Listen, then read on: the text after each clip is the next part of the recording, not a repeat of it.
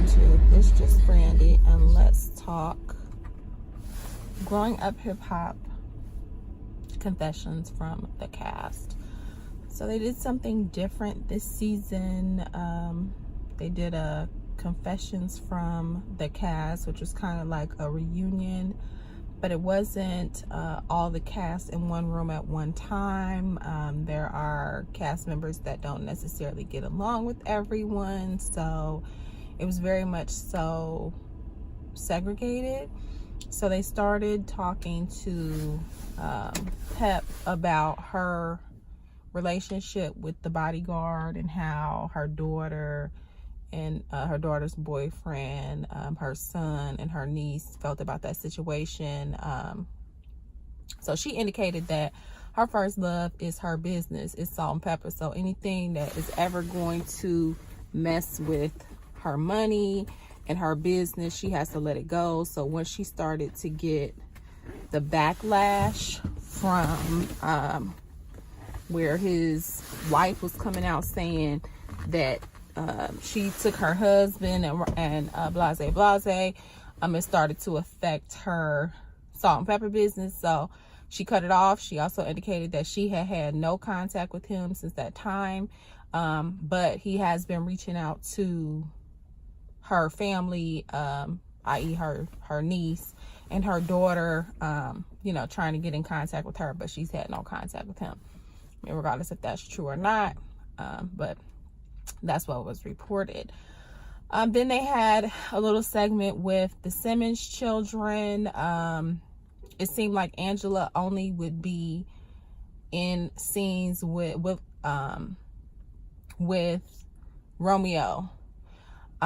They had everybody kind of together at the very beginning, and Angela almost walked off because Pep was asking, what's the deal with you and Brianna? Because I remember something from the first season, like, what is the real issue? And Angela was like, I'm not going to talk about this girl. She wouldn't even say her name. And so she was like, I'm about to walk off. Being the diva that she is, like, she acts like she's forced to be on this show. Like, it's like, it seems like every time she's on there, she don't want to be there. Like, it seems like it's so forced. It's like, why don't you quit? So Pep had to apologize, which I felt like Angela was being disrespectful to Pep. Like, regardless of you being grown and having a child, like, that's still like a super adult. Like, why are you disrespecting her? Like, she came at her crazy. I will say, I think that Jojo Simmons did a really good job as kind of like the host. He wasn't the host at the actual get together of everyone, but he did like a commentary as the scenes were being shown from the meeting, and I thought he excelled in that. He did really good. I thought he did a really good job. I do think he's an asset to the show. I think he's actually more entertaining to watch than both of his sisters. And he gets along with everyone, unlike them. Like, he's more willing to forgive if there's instances that occur. He's not so above everybody. Like, I only want to film with this person and that person. Like, he's a chill dude. So then they of course went into the Angela and Romeo thing, and when are they going to date, and the whole he stood her up for the double blind date, which they keep rehashing. But you did see a change in Angela's behavior when she was having that conversation with Romeo. Like, she seemed more relaxed, she seemed more happy. They showed some behind the scenes footage of try to show like their chemistry, how they play around with each other and laugh and haha and whatever, which did show that they really do have like this they say chemistry, but I think it's more of like a sexual tension. It's not a chemistry to me so much as I feel like it is a flirting back and forth. Like, they flirt with each other back and forth. It's not like just a friendship thing. Like, you can tell that they definitely flirt with each other. They definitely get jealous when each other are around the, like other men or other women are in other relationships, they feel some type of way. So they like each other, but they're not sure how much they like each other because they get along. So they don't know if they should cross that line. I thought at the end of the season they decided they were going to do that, and then the death occurred, but now it seems like that they've moved past that. So now what are you doing? So anyway, that was that. And we never saw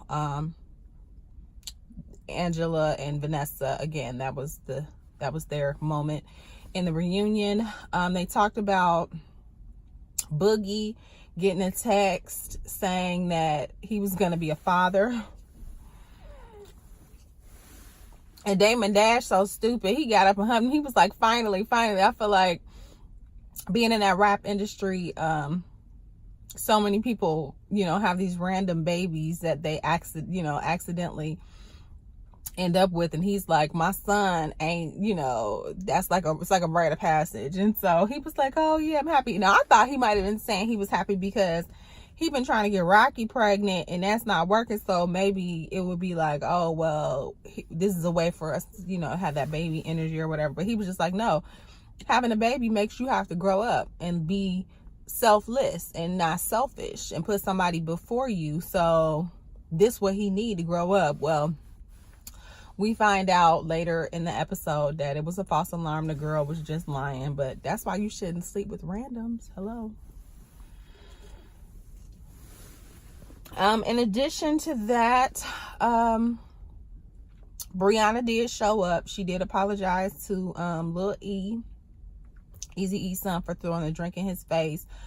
Her and Tati, is that her name? TT. They never squashed the beef, but I actually feel Brianna is the show. And so without Brianna, it's going to be a boring ass show. Because when she came and it was like she brings a different energy to the show. Not necessarily a negative energy, but she is the most entertaining. Like she is.